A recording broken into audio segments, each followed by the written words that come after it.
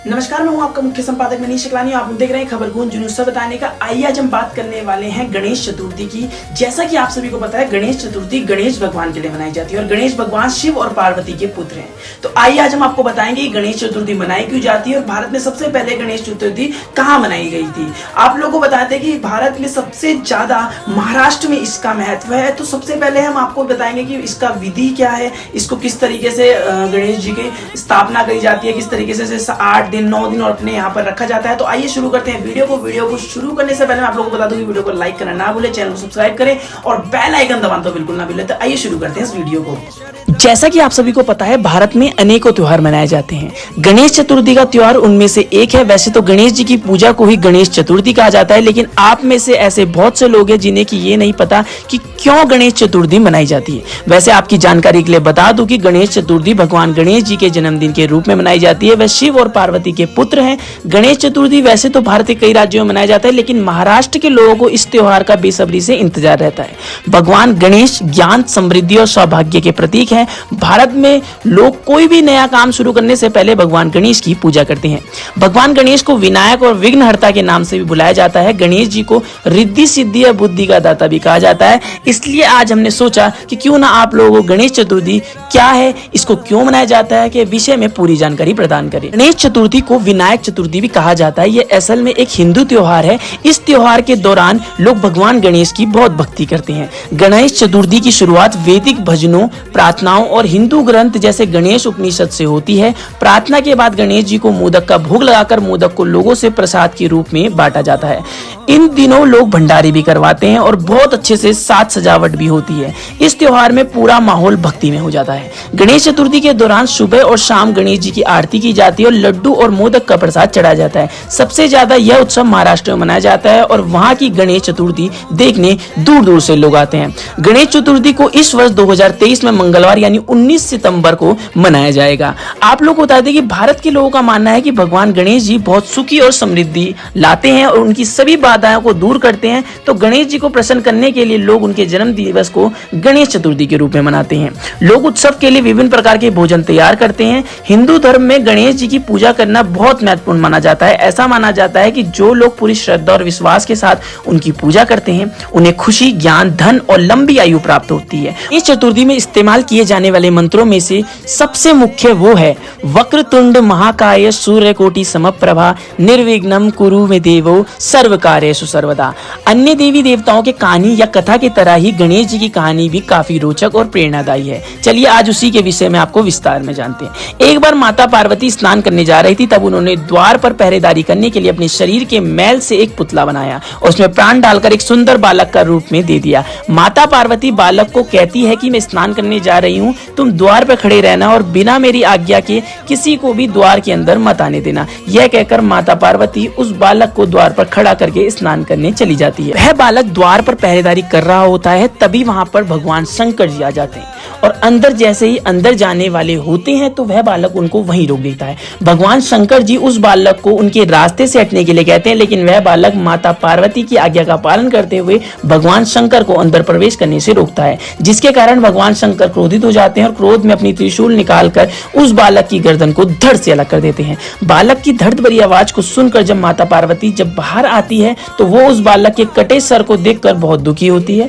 भगवान शंकर को बताती है कि वो उनके द्वारा बनाया गया बालक था जो कि उनकी आज्ञा का पालन कर रहा था और माता पार्वती उनसे अपने पुत्र को पुनः जीवित करने के लिए बोलती है। फिर भगवान शंकर अपने सेवकों को आदेश देते हैं कि वो धरती लोक पर जाएं और जिस बच्चे की माँ अपने बच्चे की तरफ पीट करके सो रही है उस बच्चे का सिर काट कर ले आए। सेवक जाते हैं तो उनको एक हाथी का बच्चा दिखाई देता है जिसकी माँ उसकी तरफ पीट करके सो जाती है।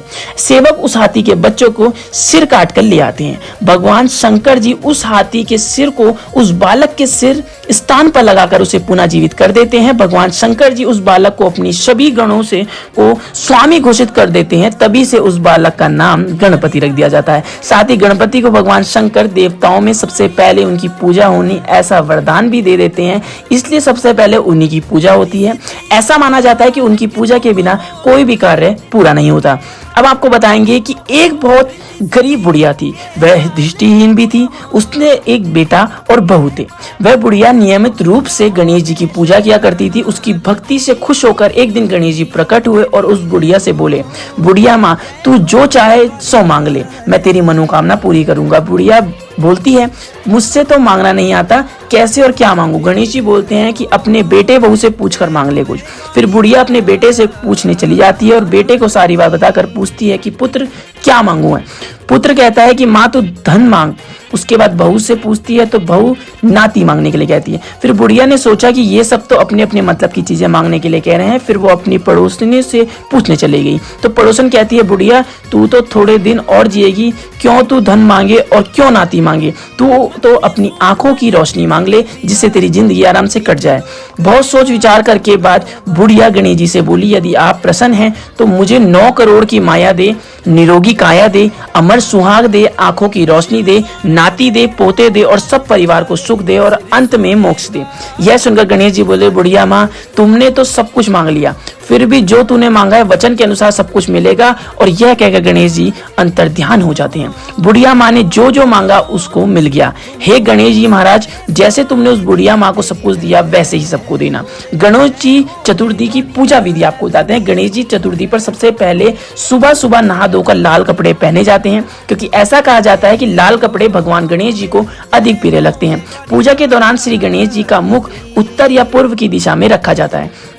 फिर पंचामृत से गणेश जी का अभिषेक किया जाता है। पंचामृत से सबसे पहले दूध से, फिर दही से, घी से, शहद से और अंत में गंगा जल से उनका अभिषेक किया जाता है। गणेश जी पर रोली और कलावा चढ़ाया जाता है और साथ ही सिंदूर भी चढ़ाया जाता है। रिद्धि सिद्धि के रूप में 2 सुपारी और पान चढ़ाएं, फिर फल, पीला कनेर और दूब फूल चढ़ाया जाता है। उसके बाद उनकी सबसे प्रिय मिठाई मोदक का भोग लगाया जाता है। भोग लगाने के बाद सभी लोग गणेश जी की आरती करते हैं, गणेश जी के 12 नामों का और उनके मंत्रों का उच्चारण करते हैं।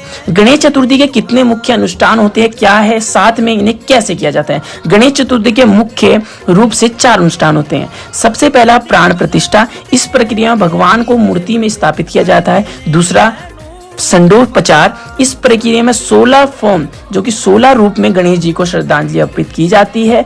अब बताएंगे तीसरा उत्तर पूजा। यह एक ऐसी पूजा है जिसके करने के उपरांत मूर्ति को कहीं भी ले जाया जाता है। एक बार भगवान को स्थापित कर दिया जाए उसमें तब।